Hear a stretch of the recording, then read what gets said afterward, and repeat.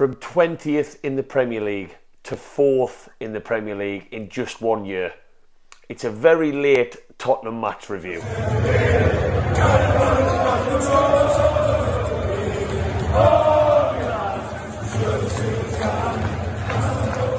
Welcome back to Black and White Banter, Newcastle fans. I'm sorry this one video is coming a little bit later on the Tottenham match review.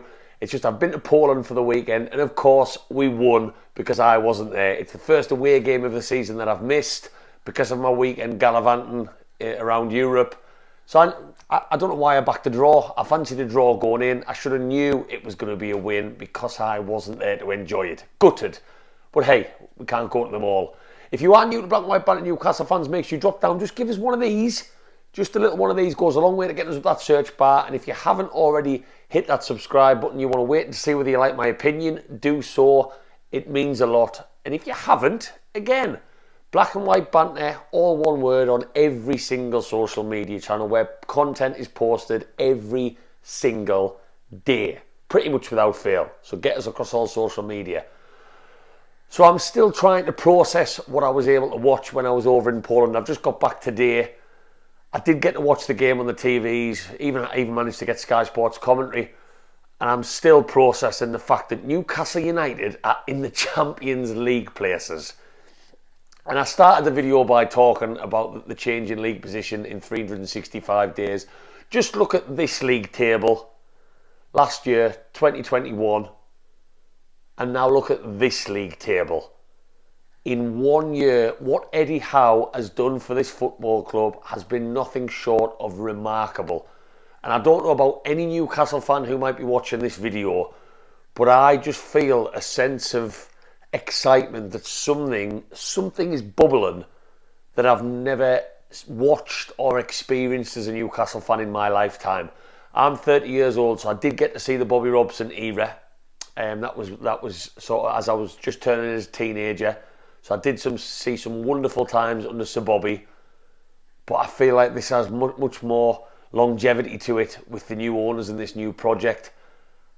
And I'm going to do a couple of videos this week because there's that many individual points I want to talk about in depth. One of them being our defence. Jonathan Woodgate was always the greatest defender I've ever watched play for Newcastle when he was actually fit. But in terms of a unit, this is, at the moment, looking like the best defence I've seen in my lifetime. If you're talking about Pope, Botman, Shah, Byrne, Matt Targett as well in the mix. This group of players in that defence is just absolutely outstanding, and we proved it again at Spurs on Sunday. And where do we go from there? You've got Bruno, who looks like one of the best midfielders in our recent history. You've got Miguel Almiron, who Eddie Howe has managed to transform. And I've been very critical of Miguel Almiron. My biggest critic of him was he was never able to take a player on. He used to panic in them final positions where you'd want him to run it a man. Didn't know what to do with it at all. Fast forward a year under Eddie Howe's coaching and he is able to grab the ball at the Tottenham Hotspur Stadium, muscle his way off one man, drive at another man, turn of a shoulder, bang, see you later. And the confidence to put the ball in the bottom corner as well. What a goal again. And he's just totally transformed. And Miguel Almiron now looks like he wants to shoot from anywhere. He looks like he wants to take any man on. And of course we still get that foundation, that layer that we've always known he's had of absolutely solid work ethic. Running non-stop. So if you're talking about an all-round attacking midfielder at the moment, I think he's one of the most on form in Europe. Because of his defensive duties, his work rate, his work ethic, his attacking capabilities and his goals to shots ratio as well. How Eddie Howe's managed to do this. Is this the Miguel Almiron that we've always thought was in there? Has he always been in there? Or is it just a fantastic bit of coaching from Eddie Howe? I guess we'll never know the answer to that question. I mean, I guess fans of Atlanta and Paraguay might argue that this is always the Miguel Almiron. We just haven't seen it under the short spell of Benitez and then Bruce. But I just thought the performance at Tottenham was probably one of the most satisfying and best that I've watched since I can remember, because we were going to a Tottenham team who've won every single game at home this season. Yes, their fans are a little bit unhappy. They're a little bit indifferent sort of attacking and they're still getting that balance under Conte. But it was a very difficult place to go. against a team that's in the top four, fighting in the Champions League as well. And I had no doubts we were going to take it to them, but it was just a mix of, once we settled in the first 15 minutes, and we did start a little bit shaky, Tottenham looked slightly the better team. Once we settled, we were great on the ball. We kept the ball for large spells, which I think is so important in big matches away from home. Defensively, Tottenham could not get past that wall. I mean, Sven Botman, wow. 22 years old. He looks like he's been playing in the Premier League for 5 years, not 2 months. Absolutely outstanding, and he can only get better. And they just couldn't break that wall down. I thought going forward, we had willing runners. I thought Longstaff, who I've been very critical of, I know a lot of Newcastle fans have, he's covered the most ground in the Premier League this season, which is a fantastic stat for a midfielder in my opinion. That's one of them stats that goes under the radar amongst assists and goals. And I think Longstaff is starting to look better and better and better. And fair play to the kid. We all want him to do well because he's a Geordie. If he can just learn to release the ball a little bit faster sometimes than what he does in forward positions, he is looking a very solid midfielder in this team. I thought Joe Linton was absolutely outstanding. I just thought Bruno has gone on 2 days sleep and he wanted to play that badly that he's come down. That tells you everything about the unity of the team. Callum Wilson's so important to everything we do. His finish was fantastic. Not in a million years was that a free kick, by the way, in my opinion. Lloris has played for the free kick. He's gone down like a sack of tatties because he expected to get one. So rather than either try and muscle him back and stay on his feet, he's just dropped to the floor, waited for the free kick to be given. And I just thought it was a coming together. I think if anything, it looked like Lloris made more of a movement than Wilson. Wilson's just stood his ground. So glad to see that one wasn't given. And a big thumbs up to VAR. That relationship's back on a better sort of level now after a very indifferent up and down time with VAR for Newcastle fans in the last 6 months. And I just thought, man for man, that was one of the best performances I've seen. And I think Tottenham, I went straight on Twitter after the match when I was at the airport coming home. Tottenham fans were talking about Newcastle being one of the best sides they've seen. I see all of the pundits now are starting to lick Newcastle's arse. All the ones that writ off Eddie Howe, all the ones that writ off our players, all the ones that writ off our ownership. Now they even talking about Newcastle coming to the table. And I'm not going to get too much into that on this video, but I think if you're to look at that performance going away to Tottenham and also take into consideration we've only lost one game this season, we've taken it to Liverpool, taken it to Man City, taken it to Man United. There's no stopping us at the moment, and it's just a crazy, crazy time as a Newcastle fan to get your head around what you're watching, because it's been such a quick turnaround from 20th a year ago to this, what we're watching now. And I said at the start of the season that I would be happy with top 10 and a decent go at the Cups. I stand by that, but what I'm watching at the moment, unless injuries have some say, I see no reason, if this continues and we do maybe add a couple of faces in January, why we can't compete for a European place.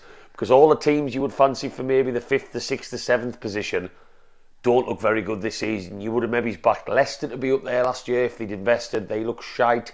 West Ham, I've watched them more recently. They don't look anything special. They've got a Europa League campaign that's probably hindering their Premier League season. But one thing people aren't talking about is the Cups. We've got Crystal Palace in the second round of the Cup in a couple of weeks. And I think, why can't this Newcastle team give one of the Cups a really good go? Let's try and push for a Wembley place. Let's really try and do it. Because we're not going to get relegated. Let's keep pushing on the league. Let's see whether we add some faces in January. But that Tottenham performance was absolutely outstanding. And every single box in this Newcastle team at the moment is getting ticked. And my God, is it an absolute pleasure to watch. Work rate, aggression, creativity from some of our midfielders, composure on the ball, possession, just fight, just togetherness, like Bruno travelling down despite having a kid on Friday night, having no sleep. It's just absolutely incredible. Everyone wants to be in the team, everyone wants to play for Newcastle, and we are starting to raise a couple of eyebrows now, and I just cannot wait for the next game. We've got Aston Villa, who are managerless. They've just confirmed Unai Emery, but he's not going to start until November, so they are going to be managerless. We've got Southampton away, another very, very winnable game based off our current form. And then we've got Chelsea, which at home, which is obviously a tough one, but we will go into that with no worries at all with the Crystal Palace Cup game sandwiched between all them. We could be looking going into this World Cup sitting in the top 5, top 4, top 5, top 6. And I'm worried that the World Cup is going to stop our momentum. I really am. I don't think the World Cup's going to come in a good time for us. It's going to come in a bad time. We have to restart. But wouldn't it be amazing if we could go into that winter break sitting in the top 4 and the top 5? And that Tottenham performance has given every single Newcastle fan no reason to doubt the fact that we could be up there come January, February still, with this break on the horizon and money to spend in every window, essentially. And it was just an absolute joy to watch. Obviously, I would have loved to have been there. The atmosphere looked fantastic. I know there was a monsoon. I have got a ticket for Southampton, so I won't be missing many more. It's literally been a dagger in my heart missing that match, but what a fantastic result. Newcastle fans, as always, get in the comments. Let me know what you thought about that Tottenham performance. I know I'm a little bit late in the day with this video, so if this doesn't get much traction on YouTube and I don't get many views, it's my own fault. But like I say, I had a great weekend in Poland. I am going to be doing a Polish match vlog, so anyone who's ever been to these countries and been curious about going to a football match but been a bit scared in case the Englishman gets sound out, I've done a full review of going to see Wisla Krakow, which I'm going to be posting this week. I've got a couple of Newcastle videos that I want to post talking about our defence, talking about our chances of Europe, so there's going to be lots of videos to come. So drop down, give us a subscribe and you'll be notified when I post them. But my God, Newcastle fans, enjoy your week. Enjoy going into the office and talking to your other mates about football, because we are currently sitting in the Champions League places. And I tell you what's even more scary, we don't look being knocked out of them places by any team in the Premier League at the moment. So long may that continue. But if you're anything like me, you're just enjoying the ride. Thank you very much for watching, Newcastle fans. Have a fantastic Champions League place week, and I'll see you on the next video. However, lads. Oh,